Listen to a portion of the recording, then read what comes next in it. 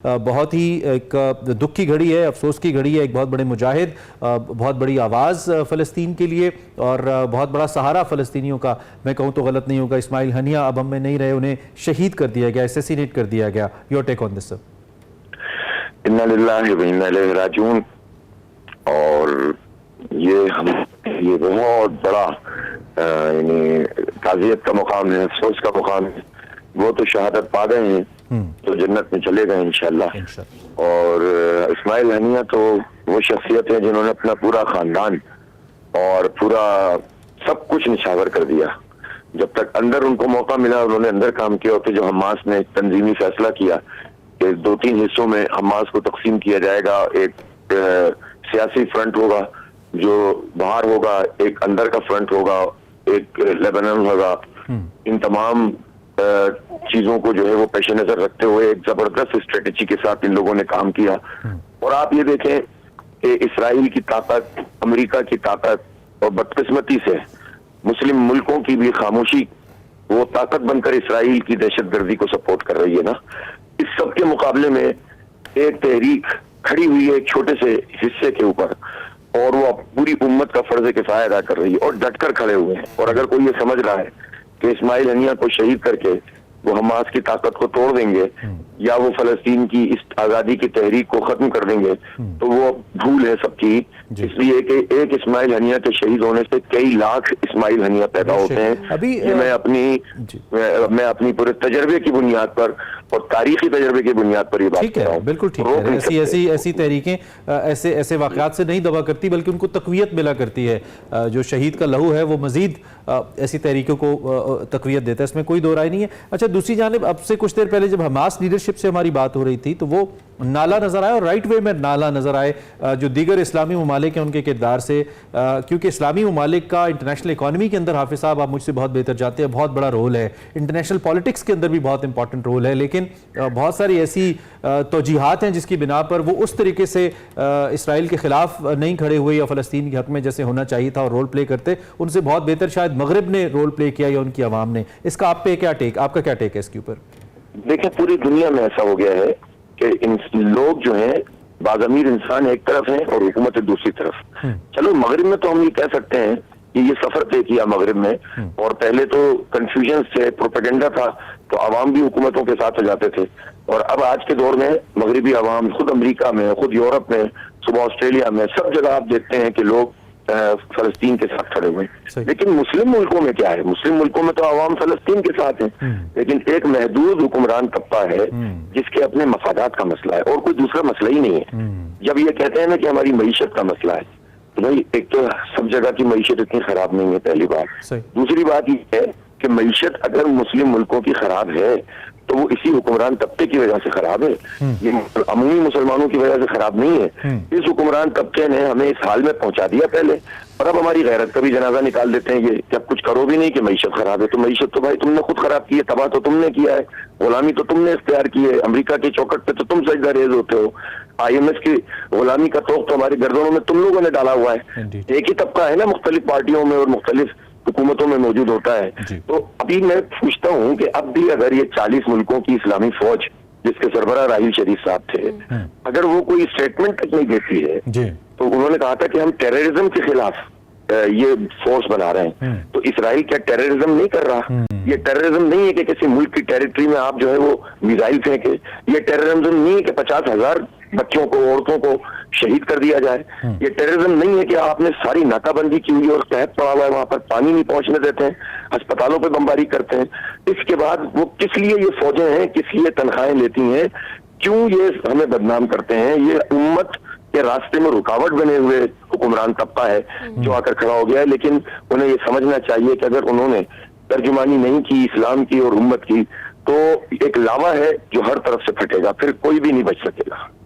अगर ये बात फैलेगी तो दूर तक जाएगी। अच्छा, अब एक और ईरानियन रिस्पांस के हवाले से बहुत अहम नुक्ता है, चूंकि किसी मुल्क की सरजमीन पर किसी इतनी बड़ी शख्सियत को टारगेट किया जाना, आप चूंकि खुद आप अमीर जमात इस्लामी है, मुल्क की बड़ी सियासी जमात है, उसको आप देखते हैं तो जाहिर बात है आपकी पॉलिटिकल रिस्पॉन्सिबिलिटी भी है और उसको आप समझते हैं बीइंग अ लीडर कि वो क्या होती है इतने बड़े वाक़े के बाद। ईरान का रिस्पॉन्स आप क्या एक्सपेक्ट करते हैं जो इस सूरत हाल के ऊपर होना चाहिए, और क्या वो रिस्पॉन्स इस सारे मामले को मजीद फर्दर एस्केलेट करता आपको दिखाई देता है? आप कैसे देखते हैं?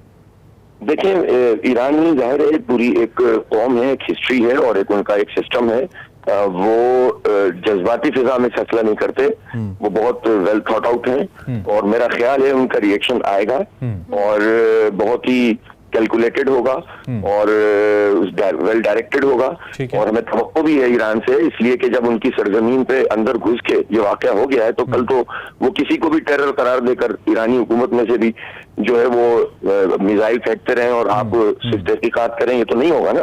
तो ईरानियों से और मैं इसमें समझता हूँ कि ईरान ने इस पूरे मामले में जो फलस्तीन का है इसमें अच्छा रोल प्ले किया है और मेरा ख्याल है कि चंद 2-3 अगर कोई ममालिक हैं जिन्होंने आगे बढ़कर इसमें काम किया उसमें ईरान है, लेकिन उम्मत जो है वो मजीद चाहती है और इस वक्त लोगों की निगाहें ईरान के ऊपर हैं। हाफिज साहब, इस वक्त चूंकि आप भी मोतजिज हैं मुल्क की सूरत हाल, पाकिस्तान की खास तौर पे, और वो उसका बुनियादी जो आपका मतमय नज़र है वो पाकिस्तान की मुआशी सूरत हाल है, उन मसाइल को लेकर आप बात कर रहे हैं। और हम अगर जो हमने इससे पहले रेफरेंस भी आपने भी दिया और मैंने भी थोड़ी बात की, वो ये था कि बहुत सारे ममालिक अपनी मुआशी सूरत हाल को बेस बनाते हैं इस चीज़ की कि वो खुलकर अमेरिका या इसराइल की मुखालफत इस बात पर नहीं कर पाए या खुल के अपने आप को एक्सप्रेस नहीं कर पा रहे या कर पाए। तो क्या बुनियादी तौर पे इसको वजह बनाना दुरुस्त है, स्पेशली उन ममालिक का जो कि बड़े मजबूत हैं माशी तौर पर भी, और अगर पाकिस्तान जैसे ममालिक की बात करें तो दिफाई तौर पर भी? नहीं, मेरा ख्याल है कोई जवाब नहीं है। मैंने तो अर्ज किया ना कि जिस चीज को वो जवाब बनाते हैं वो भी तो उन्हीं की वजह से है ना, किसी और की वजह से। जाहिलों ने तो पाकिस्तान का बेड़ा गर्क नहीं किया ना, पाकिस्तान का बेड़ा गर्क देहातियों ने तो नहीं किया ना, मजदूरों ने तो नहीं किया। पाकिस्तान का जो बेड़ा गर्क 77 साल में इस मईशत को तबाह किया है वो तो बड़े पढ़े लिखे लोगों ने किया है। आप देखें 33 साल तो माशाल्लाह रहे, फौज के जनरल कितना पढ़ा लिखा होता है। इसी तरह ब्यूरोक्रेट टॉप के अंग्रेज के शागिर्द हैं, इसी तरह जागीरदार और वडेरे जिनकी तालीम बिलुमूम यहाँ नहीं होती, बाहर होती है, अपनी कौम को जाहिल बनाते हैं और खुद तो जो है अपने बच्चों के लिए बहुत ही आला किस्म के कॉलेजेस, यूनिवर्सिटीज और अंदर भी और बाहर भी होते हैं। तो इन सारे पढ़े लिखे जाहिलों ने कौम को जाहिल बनाया है। ये बड़े जो है ना बड़े अपने आप को दानिश्वर समझते हैं और इन्होंने ये बड़े मईशतदान समझते हैं और मईशत का बेड़ा गर्क करते हैं। असल में मफादात का मसला है। तो इसलिए ये तो लेन एक्सक्यूज है कि आप इस बुनियाद पे कहें कि हम कोई गैरत की बात ही नहीं करेंगे या स्ट्रेटेजिकली दुनिया में कुछ भी होता रहे हम कोई रोल ही नहीं प्ले करेंगे। जिसके पास एटम बम हो, जिसके पास मिसाइल टेक्नोलॉजी हो, जिसके पास इतनी जबरदस्त फौज हो, जज्बा रखने वाला अफसर और सिपाही हो, जिसके पास कौम उसकी बैक पे खड़ी हो, वो इस तरह से जो है वो फकीर बनकर दुनिया में नहीं घूमता। तो मुआशी एतबार से भी इन्होंने जो है वो हमें बिल्कुल भिखारी बनाया है और दिफाई एतबार से भी ये कहीं का भी नहीं छोड़ रहा है। जब कहीं का नहीं छोड़ेंगे तो फिर लोग कहेंगे ये एटमी प्रोग्राम हमारे हवाले करो। जब आप अपना कोई रोल प्ले नहीं करेंगे तो फिर उसके नतीजे में आपके एटमी प्रोग्राम के ऊपर सवाल उठेंगे, आपकी फौज की तादाद पे सवाल उठेंगे, आपकी जो है वो जो भी डेटरेंस की सलाहियत है और मिसाइल टेक्नोलॉजी है उस पर सवालात उठेंगे। तो दुनिया में जीने का सलीका तो सीखें ये लोग, तो कम से कम गैरत का मुजाहरा करके कोई अमली कदम उठाएं, कुछ इस्लामी मुल्कों की फौजों को इकट्ठा करें। बदकिस्मती ये है कि पाकिस्तान जैसे लोग ये कहने लगते हैं कि पूरी दुनिया में क्या हो रहा है जो हम करें। भाई पाकिस्तान पूरी दुनिया जैसे इस्लामी मुल्कों की तरह नहीं है, ये एक अकीदे और नजरिए पे बना है। दुनिया में इसका कोई भी ऐसा मुल्क नहीं है जो बना ही इस बुनियाद पर हो कि हमें एक ऐसा मुल्क चाहिए जहां पर हम ला इलाहा इल्लल्लाह की हुक्मरानी करेंगे। तो हमारी जो कोई और ऐसा मुल्क नहीं है जो एटमी सलाहियत रखता हो।